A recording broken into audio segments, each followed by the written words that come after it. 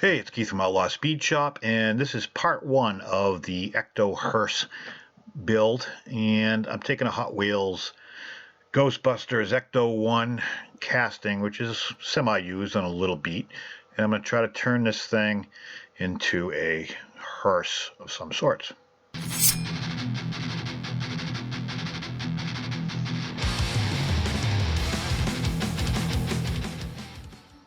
So I've been wanting to do this for a little while, and I really kind of didn't have a plan. Not much different than normal, but I know I'm not keeping the wheels, so that's the first thing that I'm going to disassemble and start playing with, because as you know from watching any of my videos, I like to worry about the stance. This one I kind of want on the ground. I mean, I want this thing as low as I can get and still have it roll. So at this stage, I'm playing around with different ideas. I know what I want as far as a motor. It's just trying to figure out the best way to get that stance and still have everything fit, and that is where the challenge came in and why this turned into a two-part video instead of a single video. And I wanted to show, I mean, I probably could squeeze it all into one, but A, I'm not quite done, and B, I want to be able to show a little bit more of the stuff that I normally don't. So I'm going to start by cutting out the hood. It's not enough, but I do start with cutting off the hood and grinding down the cast-in lights that are on the top, as this was kind of an ambulance. So I'm kind of just doodling a little bit, trying to see what I'm going to do and how I'm going to do it. But you know, you don't know everything on how it's going to work, so you just have to start somewhere. So for me, it was, you know, just taking care of the basic things. So I know I wanted these lights gone. I picked up these sanding discs at Home Depot for my Dremel tool. Make short work of 90% of the things. I mean, I can grind it down as well, but the sanding disc is a little less aggressive, and then you have a little bit more control over what you're doing. So so a lot of times I try to pick and choose my tools. Here you can kind of see I'm filing off where I cut the hood out.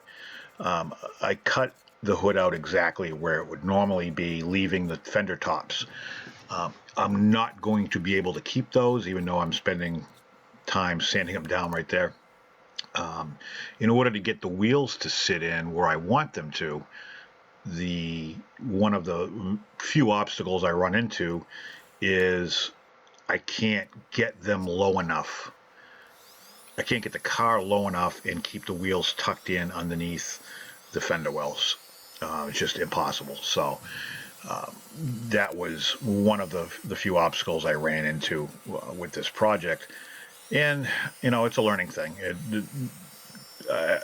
A lot of times, I mean, if I'm just doing a wheel swap and a paint job, that's one thing. That's pretty simple and easy to do. And I like to do those once in a while because it breaks the monotony. But I also look at it, I'd rather do something that's a little bit more in depth like this, even if it sucks, just to learn. I mean, I can tell already when this is done, it's not going to be perfect in any way, shape, or form, but I've learned a lot in the process of doing this, so the next time it'll get better. And granted, no two castings are the same, but experience counts. So the more you do, the more you kind of learn what's going to possibly work and what's not. So I know I unfortunately need to make a new chassis. So I'm going to start off that process by cutting out the front and rear bumper. Now this one has one screw in the front, or had one screw in the front where the hood was, and then there's like a tab in the back that the rear bumper assembly slides into. So that I tried to keep the whole assembly so I can keep the tab and keep that mechanism, and it's just a way, it's at least one secure point when I go to put it all together at the end. So and it works out. Where the screw goes in underneath the front bumper, there's like a little bit of a raised area, so I have to grind that out too, because that would end up potentially scraping, and there's really no need for it since I'm not going to have a front mounting point, or at least not a tab or a screw. So here you can kind of see that rectangular slot right behind the rear bumper. I want to make sure I keep as much of that as I can. And you can cut plastic with whatever. You can cut it with side snips. You can cut it with a coping saw or jeweler saw. You can do the disc here. It doesn't really matter. You don't need all kinds of fancy tools or anything. Anything that I've accumulated over the last 3 years just is one at a time type stuff. I didn't go out and buy all kinds of stuff. I just bought it as I needed it, and it just adds to my collection of crap that I use once in a blue moon, but at least I have it. This is all, when you're doing something custom like this, it's all trial and error. I mean, you can have the best idea in the world. You can get a really good idea of what you're going to do or what you want to do. But when it comes down to it, until you actually start fitting things, it's kind of hard to envision exactly what's going to happen.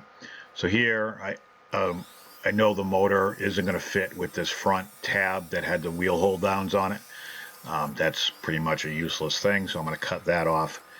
And pretty much I'm going to end up cutting the back off too, because with the rear slicks, there's just no room in the back. I had to file and cut a lot, not only out of the casting, but I'm also pretty much going to have to. I was kind of hoping to keep the middle here. That's why I'm just cutting the edges. And at this point, I was still hoping maybe there was an off chance I could at least keep the back and just put like a front clip on it. But that's just not going to happen. And again, at this point, I don't know that, but being on a video, you have the luxury of knowing that now. I found out as I went. But here you can see I'm trying to fit those front wheels, and I ended up going with a different set. I'm just using these as a dummy set. But in order to get this thing low, it's just not going to, it's not going to cut it. So what I'm going to end up doing is marking off where the wheels are going to sit.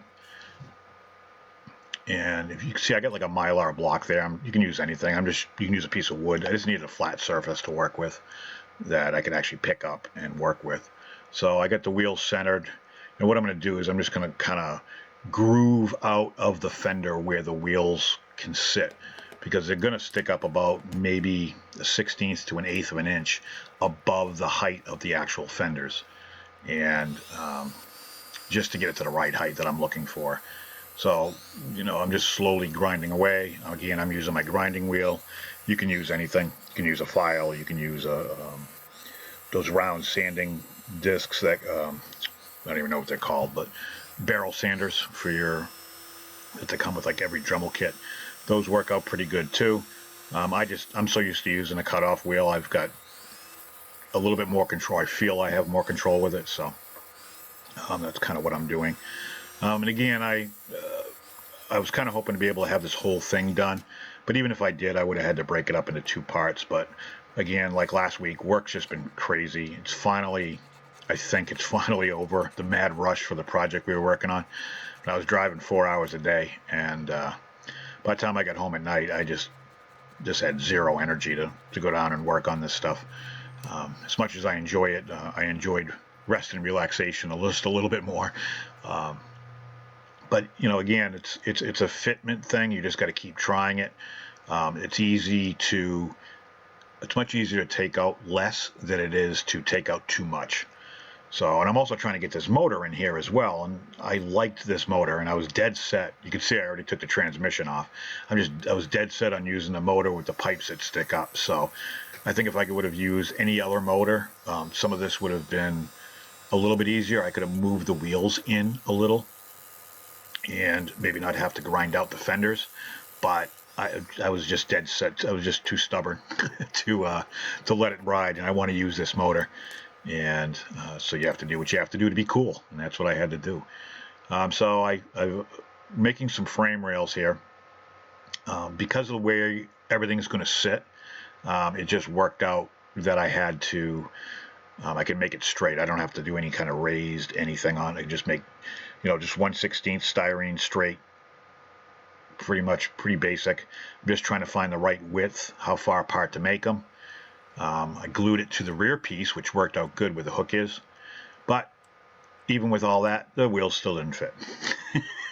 So again, I could have fixed the problem by going with some smaller wheels. It made my life a hell of a lot easier. But I've got to grind all I've got to grind that rear area so smooth and so thin just to be able to get those wheels to fit in there. And again, I could have done a few other things, smaller wheels or thinner wheels. I could have kicked in the rear end a little bit so that it was closer to give me more room. But then when you looked at it from the back, it would just look silly because your wheels would be, you'd be like a single wheel. It just really looked kind of stupid. So again, sometimes it's the price you got to pay to keep your vision alive. So I grind and then I fit and then I grind some more, making sure not to burn through it to the other side because that's not that hard to do. But I wanted to be able to, you know, again, to get the right height, these slicks had to be pretty low. So you just had to keep grinding. One of the posts in the rear was in the way too. I had to grind the hell out of that. You know, it's just one of those things you just got to keep, like I said before, a little bit at a time. Don't overdo it.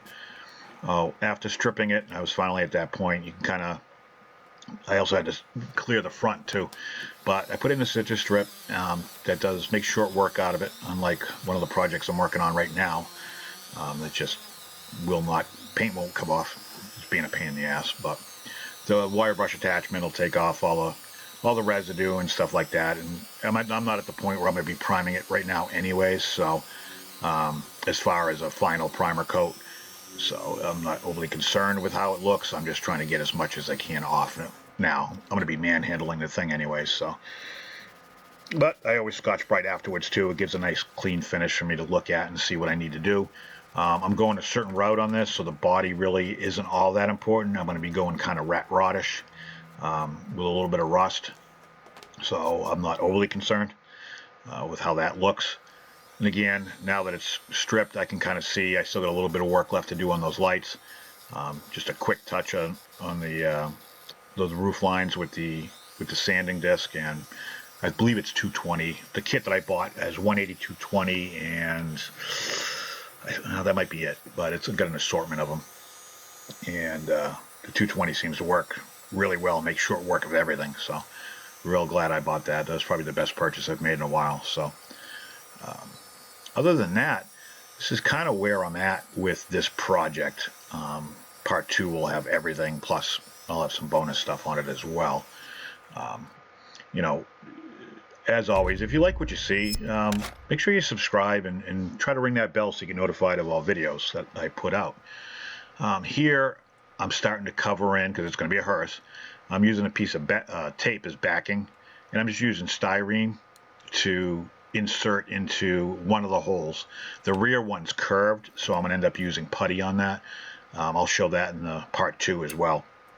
Like I said, I've gone a little further than where the video ends, but it was, the next few steps are kind of long, and it was going to bring this video into the 20-minute area, and I didn't want to do that. So that's pretty much where I'm at. Just this a lot of tedious work when you're doing customs like this to this degree. And again, it may not be perfect in the end, but it's going to be pretty cool, and I'm happy with it. And it's all about learning, and I'm definitely learning a lot on this project, that's for sure. I'm sure if any of you guys have done that, you know. So I'm also working on a Z28. If you remember my Charger build, I did some really different type of chassis modification where I could set the wheels inside. I kind of did the same thing with this one. I'm after a certain stance from Hot Wheels. It's just a little too high for me. And this is kind of a cool casting. It's got the roll cage built in, which you can snap right off if you want to. It just folds out of the way. But I'm kind of digging it. I'm not sure if I'm going to keep it or not, but I actually kind of like everything about this casting, even the color. So, but slam down, that's what I'm looking at. I'll show you guys how I do it in my video. I might be able to do a little bit more next week. If not, it might be a bonus video.